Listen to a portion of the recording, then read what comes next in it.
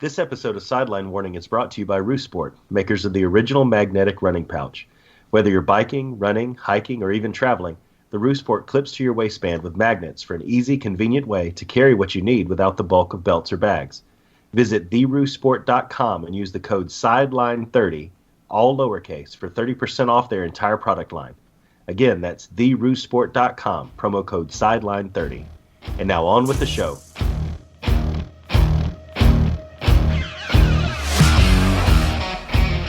Ladies and gentlemen, put down your solo cups and fried pickles because this is Sideline Warning, the show with the perfect balance of hot sports takes, amazing insights, and good Lord, amen, get off my lawn style rants.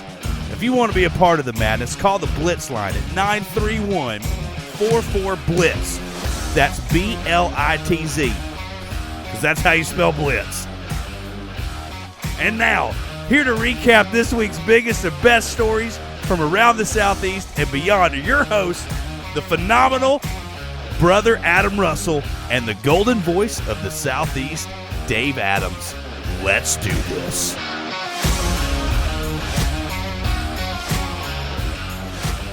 And welcome back into Sideline Warning, everybody. As always, you've got the one, the only, the golden voice of the Southeast, Dave Adams, coming to you live and in living color, all the way from the top of the state, Harvest, Alabama, because as always, because Harvest is at the top of the state, the golden voice of the Southeast, Dave Adams, is on top of the sports game. And I have brought along my friend this week, as I did last week, even though we went a long time without having both of us on the show. All the way from the House of Mouse, from St. Cloud, the phenomenal one, brother Adam Russell. What's up, Adam? It's good to be here from the middle of the state of Florida because I'm in the middle of everything in the sports world. Is your knowledge just kind of in the middle of everybody? You mean you're not elite? You're not. Oh, so you're saying like, see, I'm in the middle like involved. You mean middle like average. Right, exactly. Like average. The average brother. That's my new nickname. No, we're still going to call you phenomenal. Would it be more like the median brother? The mode brother? You're not quite a medium on the show. I mean, you can't talk to the other side. So you're not a medium. That's true. That's true. Wow, this show took what, 20 seconds to get off the rails? We're already. That's what people love about it, Dave. That's what they're going to love about our other show that we're going to start in about a month. There you go. Because it's going to be a whole bunch of unrelated topics. But anyway, we've got a show that it's unrelated this week. There you go. But so the big thing that happened this week is the SEC has allowed alcohol sales if the certain university wants to allow alcohol sales in their stadium. We will talk about that. But then I think what's going to bring the ears and the debate into this show is something that I don't know why I got on this discussion at my Bible study missional community last night with my church group. This was a Bible study topic? Well, so once every month we have a potluck that's not truly a Bible study. Got it. And I don't know how we got on this topic, but one of the newer people in the missional community, what we call a Bible study in our church, brought it up. And of course, you know I've got my hot button topics. And I was unaware that this was a hot button topic for me, but it's a hot button topic. What is it? Tell them what it is, Dave. Can you consider eSports a sport? I have a very, very hard stance on this. What? And I know, right? I think that most people that listen to this show regularly can probably guess where my stance is going to lie. And I will say this: holy crap! I just looked at our Facebook feed. I put this question up on our Facebook feed, and a lot of people have already commented on this and given their opinion. Evidently, it's a hot button topic for a lot of people. You're right, and wow, I'm just impressed. Dave is speechless for the first time in 70-something episodes. I think we were at 78 last week, 78. So this will be 79. I forgot how many episodes it took to get you there. I usually say the number of I stopped saying the number of the episodes once we lost Ben. Why did I do that? I think because we lost count. I don't know. Anyway, it's just so good. It's like a continuous stream of thought. The whole episode. It's like you're just checking in with what we've been talking about all week already. That's what it is. Exactly. And hey, we actually had somebody correct us on Twitter last week. And wait. Correct who? Us, because we're a collective us. We're collective us. Okay. I got it. So the next time you're right, we're right. Okay, cool. Corrected me on Twitter, and I appreciate that. Oh man, I was going to say his name and I totally forgot what it was. Let me pull up the Twitter machines. But I appreciate that because that means that we are approachable enough that people reach out to us on Twitter. Well, we ask for interaction every week. I mean, we definitely don't hide the fact that we like interacting with folks. So Coach Burns. Coach Burns. Coach Burns. What's his at? It's at Coach_Burns 1988. So go onto Twitter and thank him for correcting Dave. And give him some shout out. Give him some love. Look, okay. I incorrectly said it was Chris Smelly that was quarterback for SEC SEC South Carolina the last time they beat Alabama, and he was right. Dadgummit, I forgot the kid's name again. Evidently you've removed it. Come on, Dave. I'm pulling it back up on the scrolling right now to find. Was it Steven Garcia? It was Steven Garcia, and that's right. He had like the game of his life, and also Southern Miss and Alabama played in 2014. I forgot it was one little onesie. That is forgettable. I don't blame you for that one. Yeah, I mean 2014. I don't even remember what happened in 2014. I know we didn't win the championship then, so. Yeah. Anyway, so let's get into our what happened this week topic, and I guess that's going to be the alcohol sales allowed in SEC stadiums. I'm going to read a quote from Greg Sankey. He says, "Our policy governing alcohol sales has been a source of considerable discussion and respectful debate among our member universities in recent years. As a conference, we have been observant of trends in the sale and consumption of alcohol at collegiate sporting events and have drawn upon the experiences and insights of our member schools, which have responsibly established limited alcohol sales within controlled spaces and premium seating areas. We remain the only conference to set forth league-wide standards for the responsible management of the sale of alcoholic beverages." So what this says is the new rule will allow schools to make their own decisions on selling alcoholic beverages at which venues they are available at. Drinks will only be available at designed stationary locations and won't be sold by vendors in seating areas. So you won't hear beer, get your ice cold beer. You won't hear the whatever the Dr. Pepper guy was walking up and down the aisle. Ice cold Dr. Pepper, hip. Ice cold Dr. Pepper, hip. Don't you have a video of Emma saying that? I do. I'll post it on the page. There you go. So drinks will only be blah, blah, blah, blah, blah. Service will be cut off at the end of the third quarter of football games. The second half, 12-minute television timeout in men's basketball, the end of third quarter in women's basketball, and the middle of the seventh inning in baseball. The cutoff for other sports is no later than when 75% of the event's regulation time has elapsed. Sankey goes on to say, actually, no, this is South Carolina President Harris Pastides. I take it you're looking at the same article I am. It's a different one, but it's the same thing, yeah. Okay. We are proud of the great game day atmospheres the SEC and our member schools have cultivated throughout our history, and no other conference rivals the SEC in terms of our ability to offer an intense yet family-friendly atmosphere for all of our fans. This policy is intended to enhance the game day experience at SEC athletic events by providing our schools the autonomy to make appropriate decisions for their respective campuses, while also establishing expectations for responsible management of the sale and distribution of alcoholic beverages. Gee, that sounds just like what Greg Sankey said. Huh. Nice. Yeah, I know. So, I mean, what's your thoughts on this? Basically, you can wrap that whole thing up, all of the flowery words, and we're the premier conference for, setting a respectable standard and all that stuff, to just say, hey, we found money on the table and we're going to take it. I mean, that's all it boils down to at the end of the day. Well, they leave it up to the schools, but what school's not going to? I mean, personally, really? What school's not going to? Yeah. The University of Alabama. We said the same thing about Disney World and the Magic Kingdom. And when money's left on, and all I'm saying, not saying right, wrong, or indifferent, all I'm saying is that when money's left on the table, and let's say that you needed, I don't know, Dave, let's just say that there were like colleges that were trying to do major renovations to most of their athletic facilities, and they were doing several different things to try to get that money. This is a really easy way to guarantee revenue. Well, just today, about 30 minutes before we started recording, I don't know if you saw this, there was a new updated figure for renovating Bryant-Denny Stadium. Mm-hmm. Came back at $20 million more.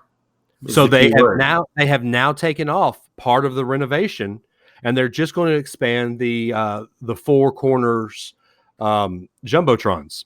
For now, they're not going to do that student plaza and the huge Auburn type scoreboard this year. They're just going to do the expansion of the jumbotrons until they get that liquor money, and then we'll be having a conversation. So here is my thought that is probably going to shock some people here, because I make no bones about it. I drink alcohol. I drink bourbon. I drink beer. I'm that guy. I'm that guy. You're basically a walking George Thorogood and the Destroyer song. Yeah, exactly. Yeah, one bourbon. Sorry, one bourbon, one scotch. Yeah, one beer. Anyway, go ahead.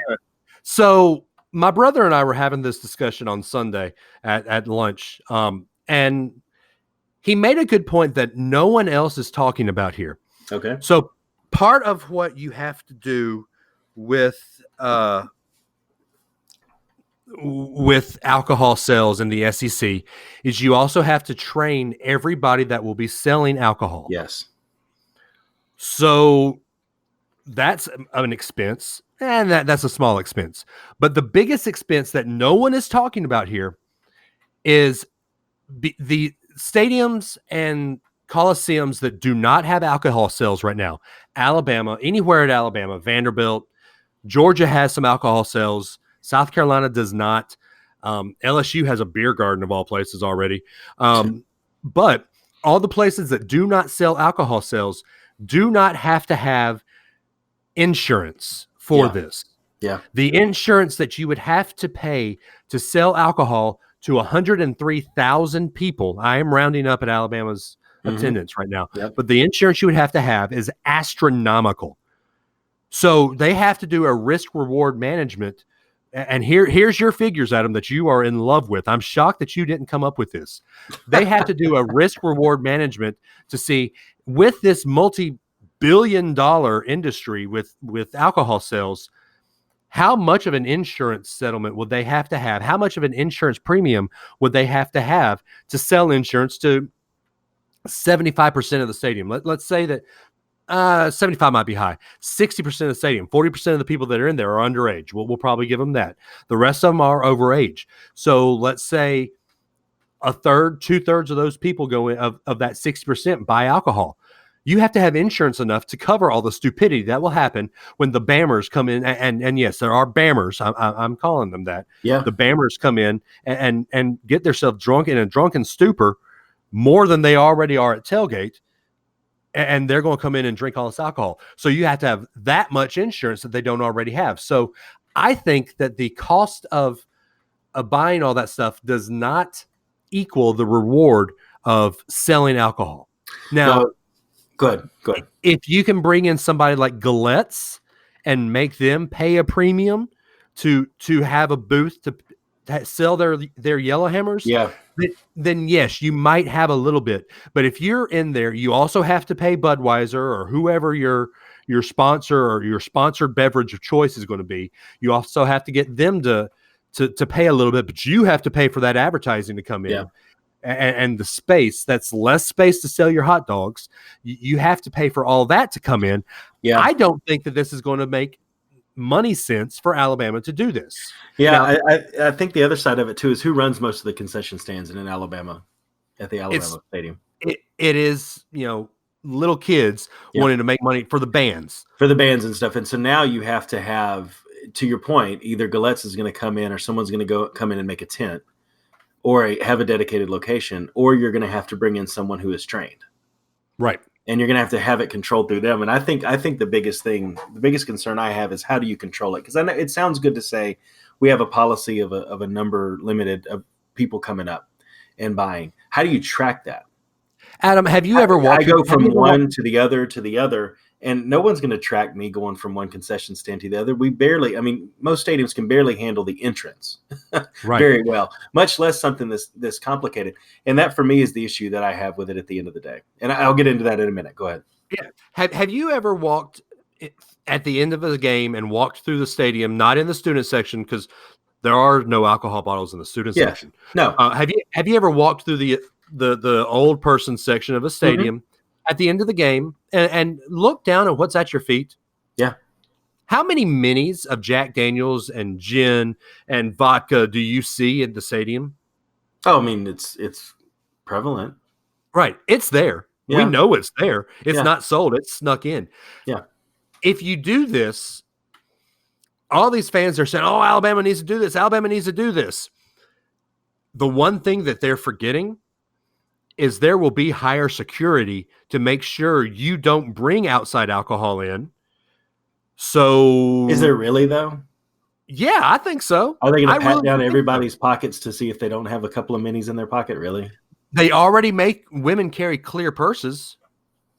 Yeah. I don't think there's any way to stop that. And to your point, unless you start staffing up, and now it's like a full body search almost to make sure that you're not bringing anything small in. But I don't think we all know what stadium prices are. I think the only stadium that I've ever been to that had reasonable food and beverage prices, alcohol or otherwise, is the Atlanta Stadium, Mercedes-Benz Stadium. Right. Everywhere else, it's too expensive for what you get. I mean, even at a Fire Frogs game, the food is expensive. I mean, you're talking advanced A baseball, and it's expensive there. The alcohol is going to be price prohibitive for people not to want to sneak it in. And I think it is actually going to, if you don't stop it, it's going to encourage more people to sneak it in, if anything else, because instead of paying $8 for a beer, they're going to bring in a little $2.50, $3 mini from the Walmart liquor store down the street that they can fit in their cargo shorts, Who wears cargo shorts anymore? I do. Shut up. So I'm a dad. We go into theme parks. I don't wear cargo. Use your Roo pouch. Got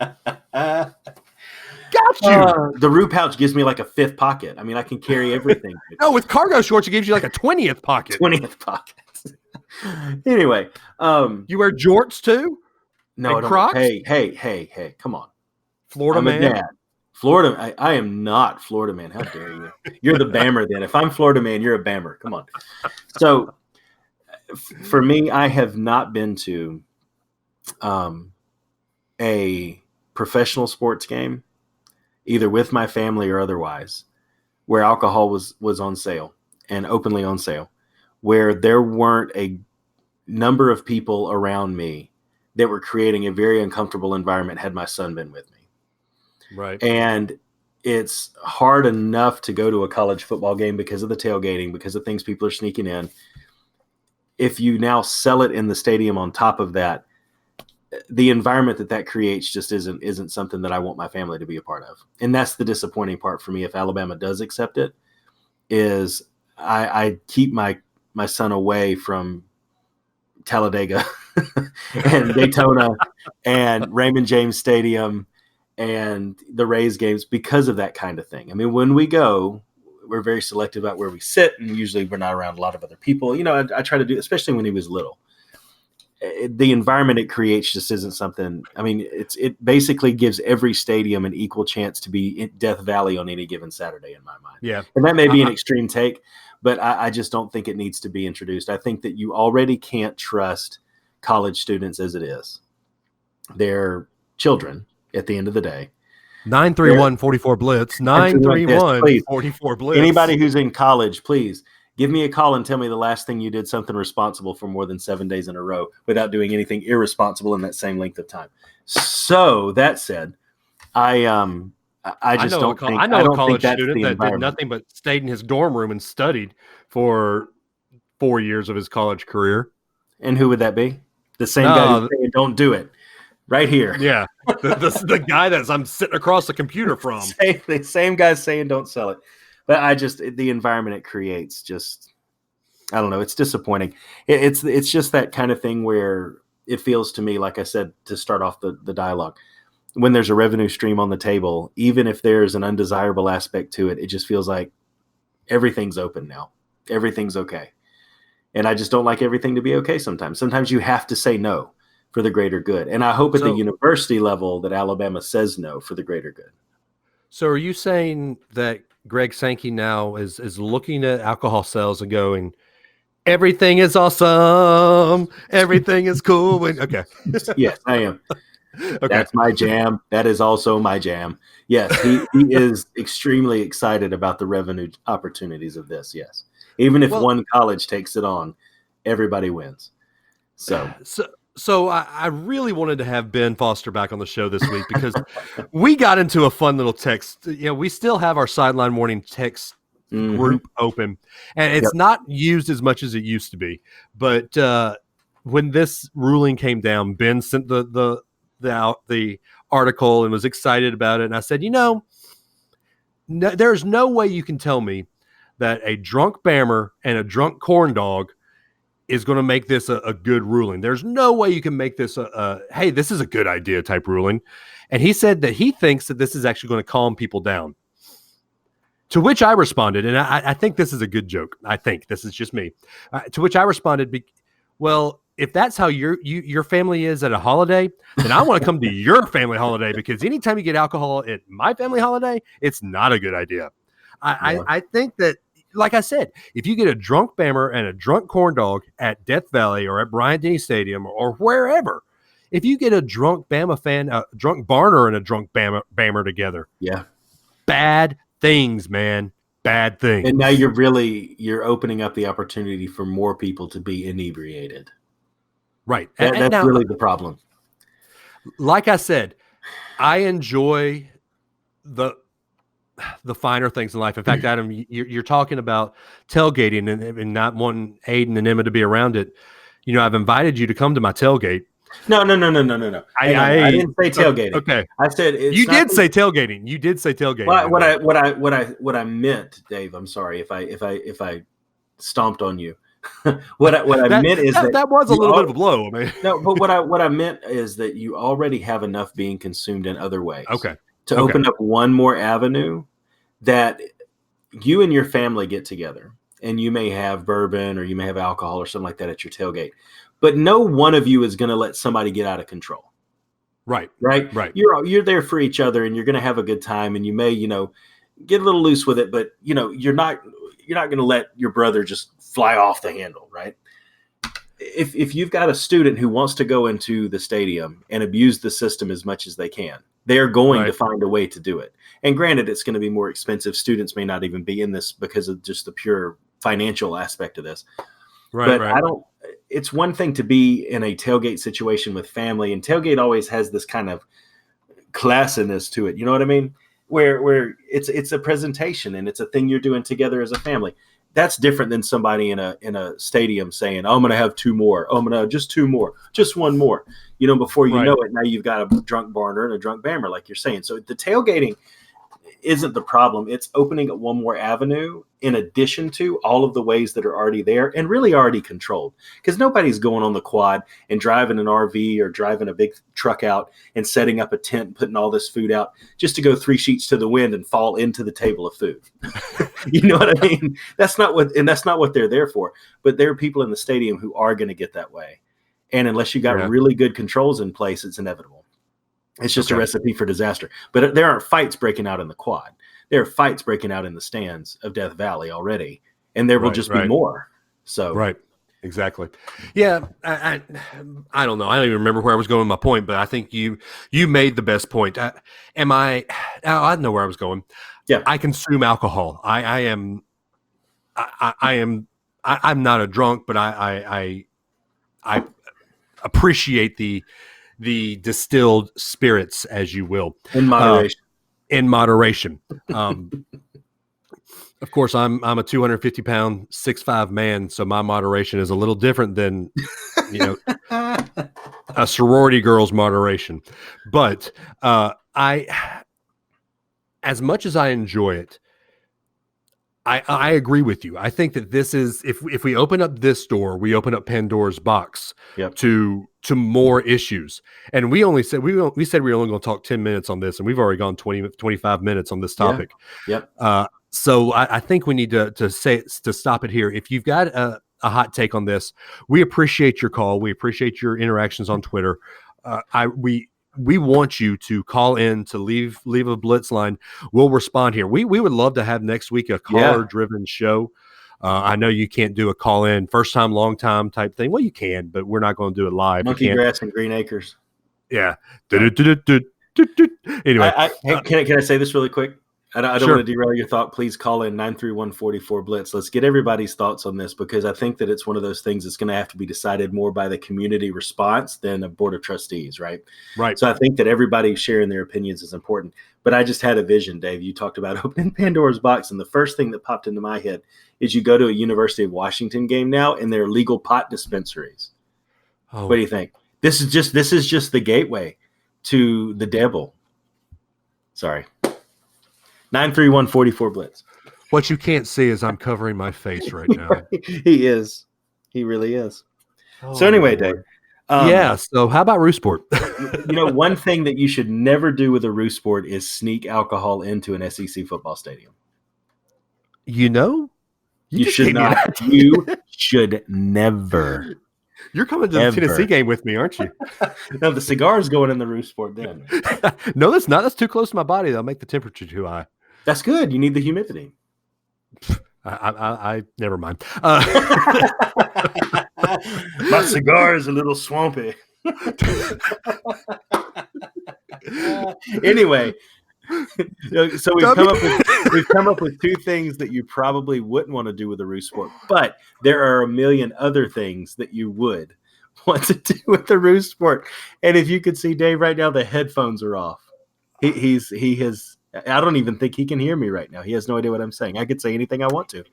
So no, I hear you. Head over to theroosport.com. Check out their whole product line. Use the code Sideline30. That's all lowercase letters and the numbers 30 at checkout. And hopefully your visit to their website to shop for one of their many, many useful products will be more successful than the last 5 minutes of this show have been. And Dave, do you have anything you want to add? No, I don't. Twice in this show, I'm speechless. All righty. So, I think you wanted to argue about something too, on top of everything else. How do you even? I can't. What was it that knocked you? What was it that was the knockout punch, Dave? Hold up. Oh, I thought she was going to go into the chorus. Never mind. Oh, dang it. Now we're going to get blocked for nothing. What is that? Speechless from Aladdin. Oh, there you go. Oh, man. I was trying to get out on Aladdin. Hey, if you want to hear Dave geek out about Aladdin, tune into our first episode of the show coming up in a few weeks. Well, but I'm Aladdin sure that'll be something we talk about. Yeah, okay. It might be an old topic, but touch on it. You haven't stopped talking about it since you saw it, so you haven't seen it yet. I know I haven't seen it yet. You work for the frickin' company. Exactly. All right. So, speaking of the company you work for, one of the subsidiaries of your company puts on ESPN what they call an eSport. Mm-hmm. It is a bunch of kids, millennials, sitting around a computer or a TV or a gaming console playing video games. Mm-hmm. So, and I posted this on the Sideline Warning fan group and also on the Free on Your Birthday fan group. If you aren't listening to believe, you know what that sounds like? I just believe it or not, I'm walking on air. I never thought I would feel so free, flying away on a Funko Pop. Sorry. Anyway, hey, you didn't try to stop me the last time. I didn't buy it, but you didn't try to stop me the last time. I want that one too. I want I both want the of them. Slimer with the hot dogs and the scary library ghost lady. Anyway, Dave. Anyway, okay. You were saying. So I posted on those two sites Yep. people's opinion of, do you think esport is a sport? Why or why not? Adam, I'm going to let you start this discussion. Oh, wow. Okay. Because part of my argument is going to be used against you.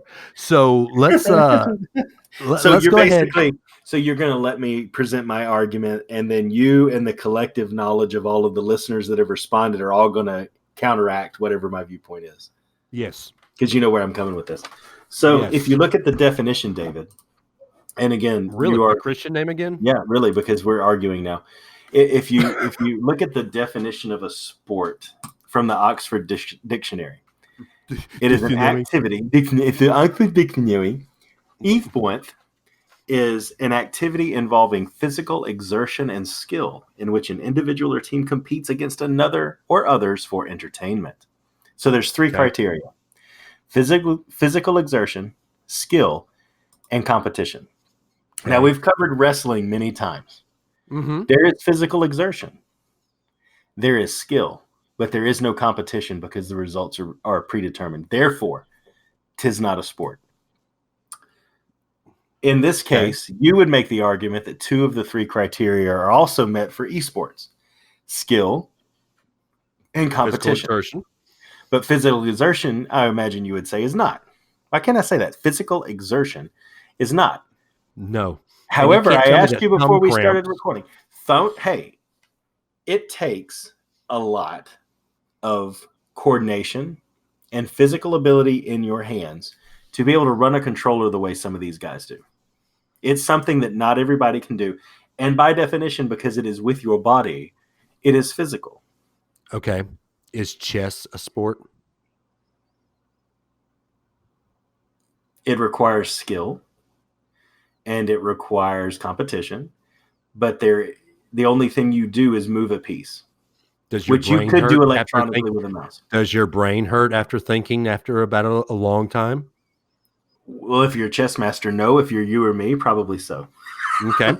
So would that be physical exertion? Because your brain is part of your body.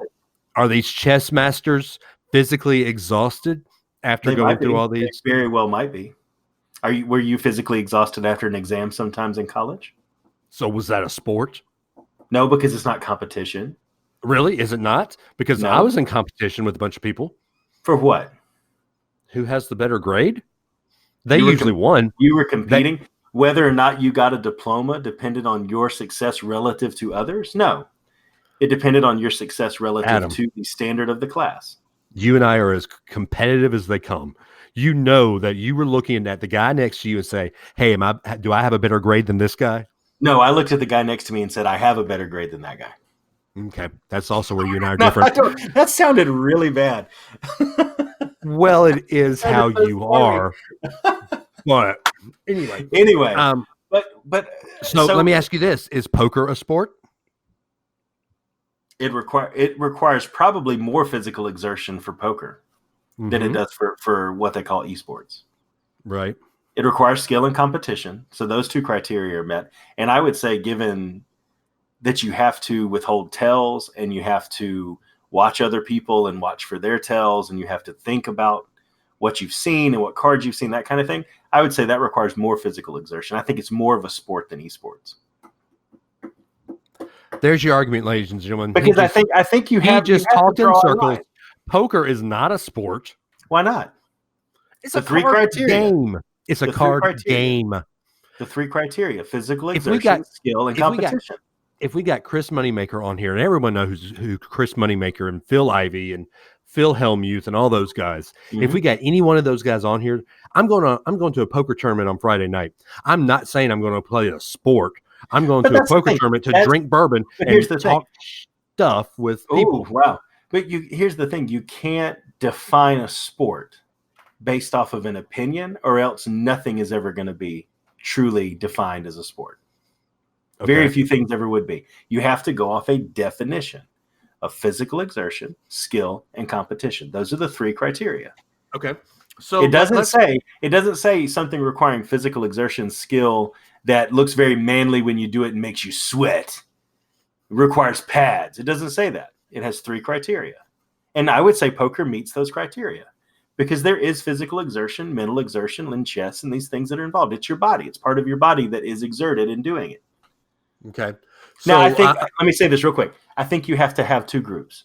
There's Group A and Group B. Group A is baseball, basketball, football, soccer, softball, lacrosse, curling, whatever you want to say. Sport. That are truly sports, like they are Olympic things, right?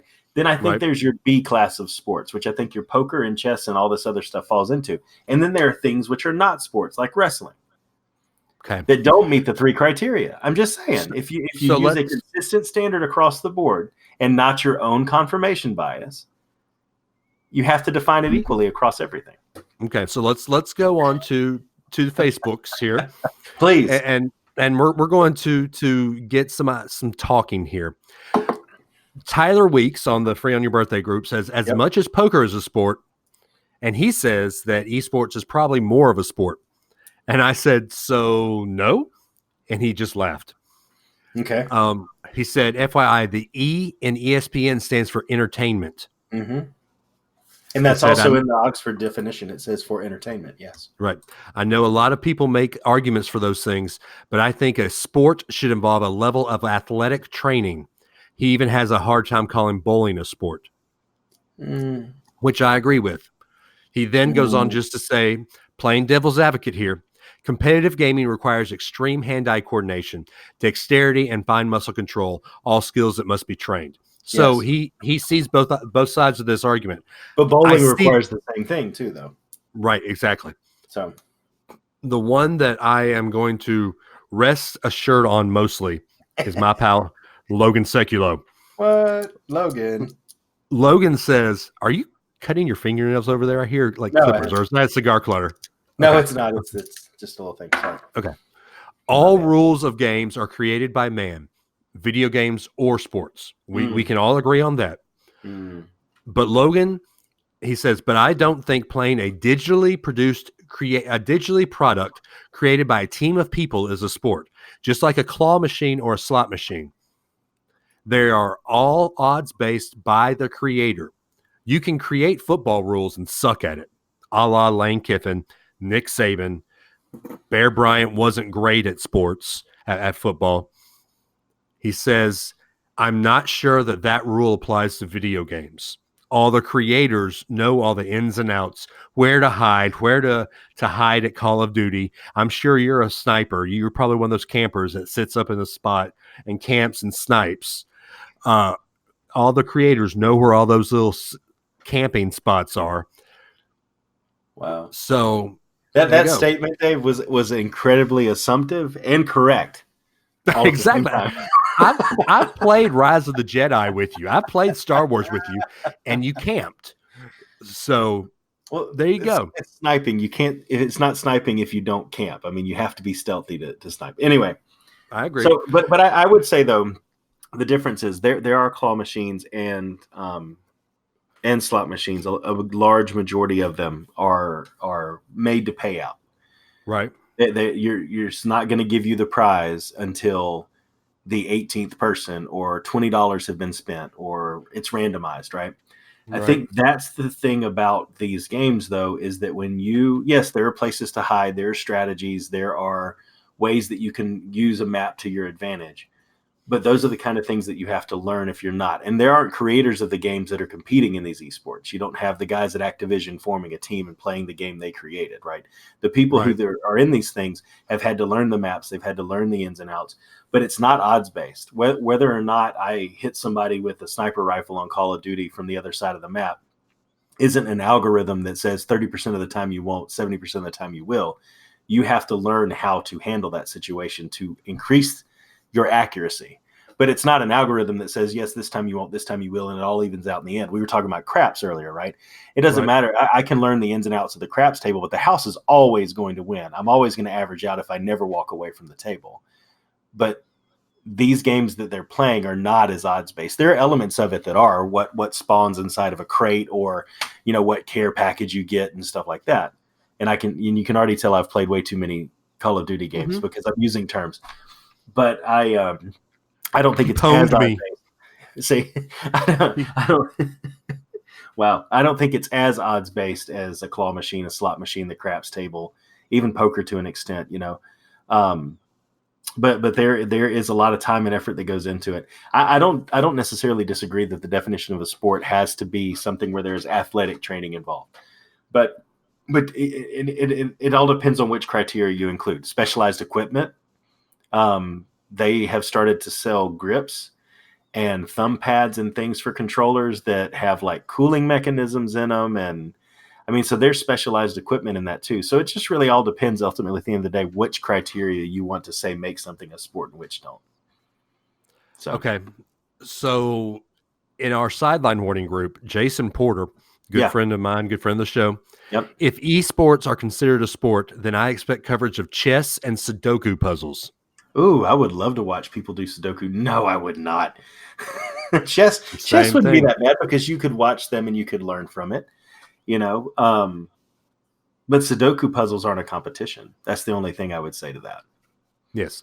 Vance Cope, Orlando native, friend of the show, friend of on both podcasts, says, no, not a sport. Competition between skilled competitors, yes. Sport, no. Mm-hmm. I think that's fair. Yeah. And Eric Terry, friend of mine, friend of the show, just depends on what your definition of quote unquote sport is. Do you believe biology or perceived or feelings? Oh, wait, that's another topic. He said, just because it's competitive and takes skill doesn't mean it's a sport. So is hunting a sport, Dave? No. Okay. But a sporting goods store will sell that stuff. Well, yeah. But it's not a sport. Okay. Because there's only competition between you and an animal. Right, exactly. And you have an unfair advantage. Well, and you have an unfair advantage in a tree with something that'll hit him from 200 yards away too. Exactly. So to the bottom of it, I don't think that anything that can be played by a 500-pound man sitting in his mom's basement can be called a sport. What if he's not sitting in his mom's basement? What if he's just a big guy? Look, anything that can be played. Are you going to bring up Bartolo Colon?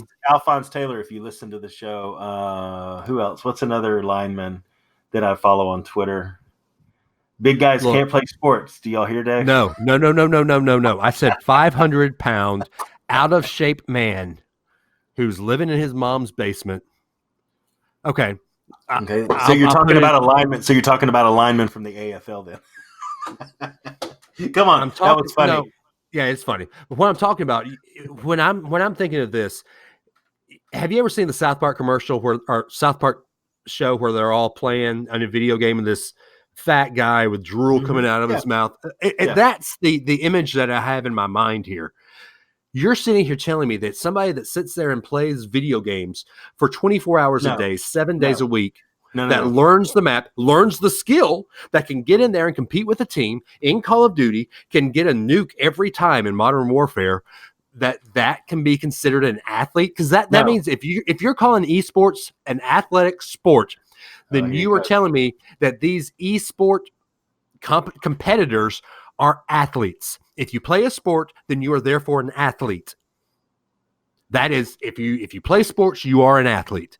So by your argument, you are telling me that these Brad Paisley, so much cooler online guys, are athletes. And I cannot justify that in my mind. There's no way you can make me justify that. And what are you looking up now that you've muted yourself? You know what I'm looking up. You can hear me now. I know. I just didn't want my 1980s keyboard to come through.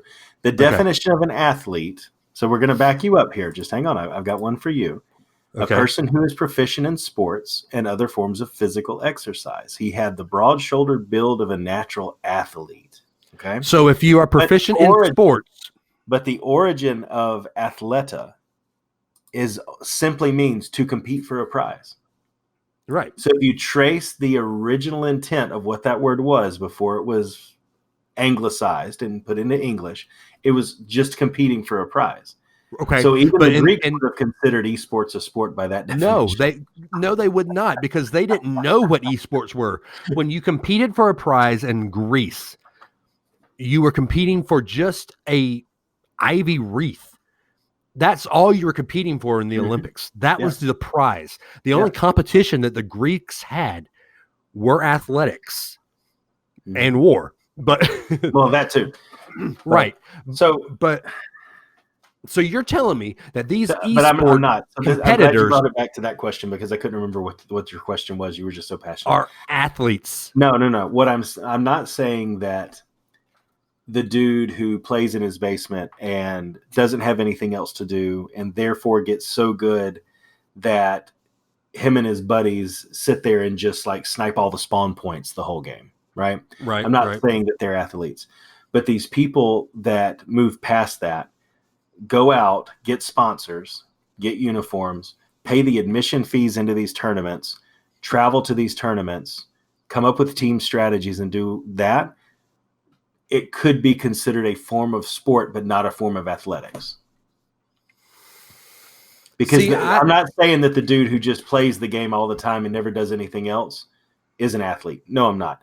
But these people that organize it and take it a step beyond that to elevate it to a form of true competition where there's money on the line and sponsorships on the line and they could potentially make a living from it, that starts to push the boundary of the definition. I have a hard time calling this a sport because if you can play it, and this is where I draw the line.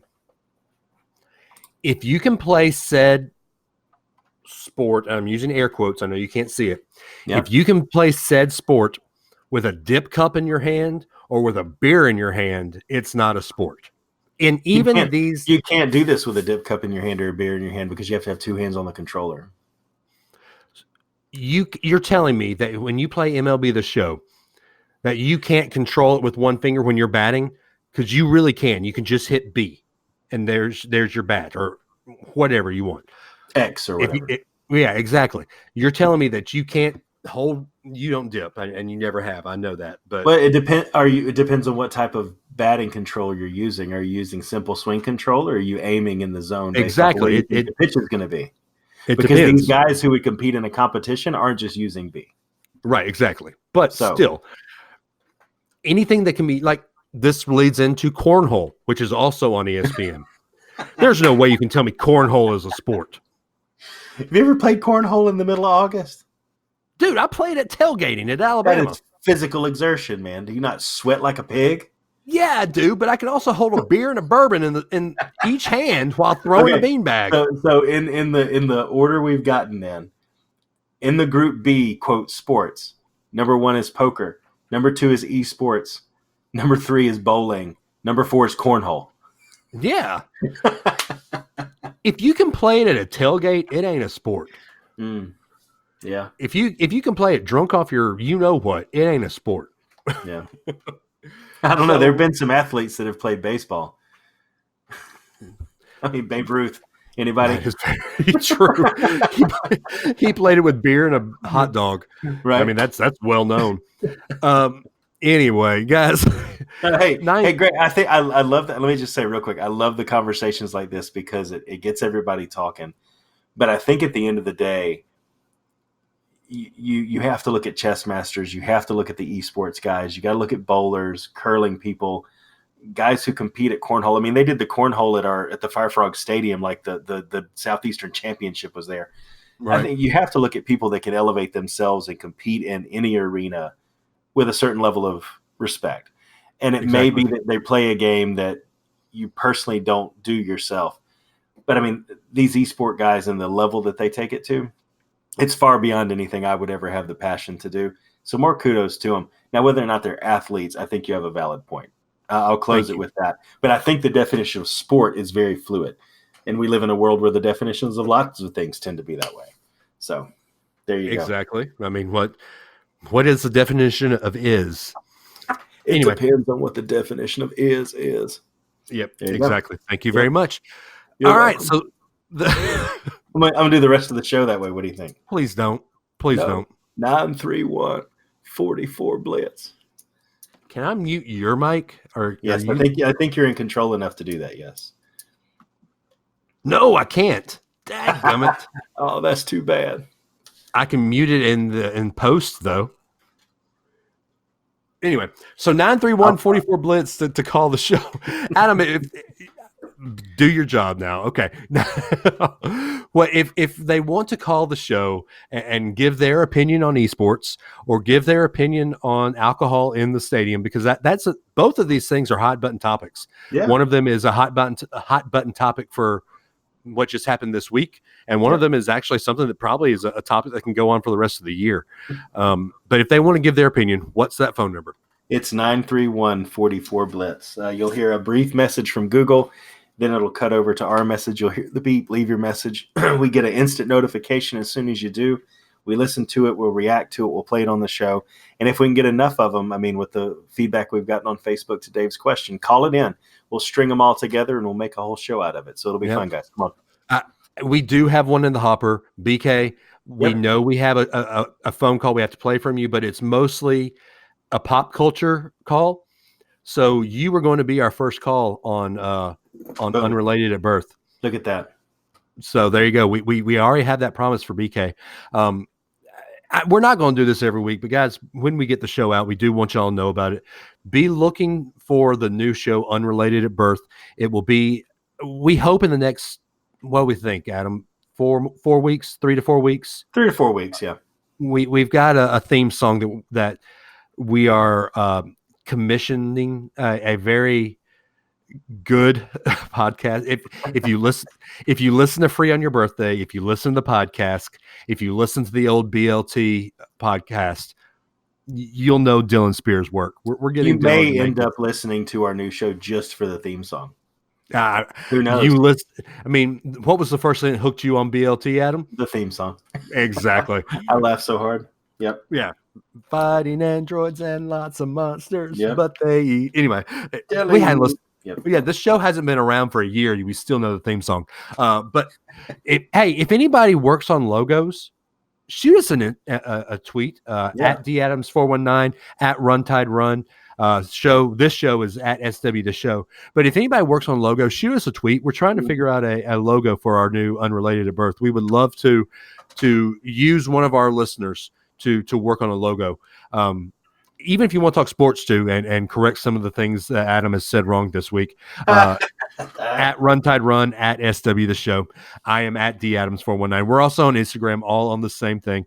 Also join our Facebook fan group. I will, we'll pounce ideas off on the fan group as well. We love talking with people on there. A lot of our friends are on there. We like to talk sports. It's going to ramp up a lot when it comes to football season. Yep. SEC Media Days, I think, is 3 to 4 weeks away. We're getting close, man. Wow. We are 3 weeks away from when the NCAA football game would have been released on a gaming platform. That could have been called an esport. But anyway, guys, join those Facebook fan groups. Give us the 5-star ratings on iTunes or Google or however you listen to it. If you're on iHeartRadio, tell them how much you love the show on iHeartRadio. Give us a rating there. We're on iHeart. We're on Spotify. We're on Google Play. We're also on iTunes, of course. But guys, we say it every week. We truly do mean it. We love you guys. We'll talk to y'all next week. Roll Tide. And even though we didn't talk about them that much, they're winning right now, 9-8. Shop on. We'll see y'all next week.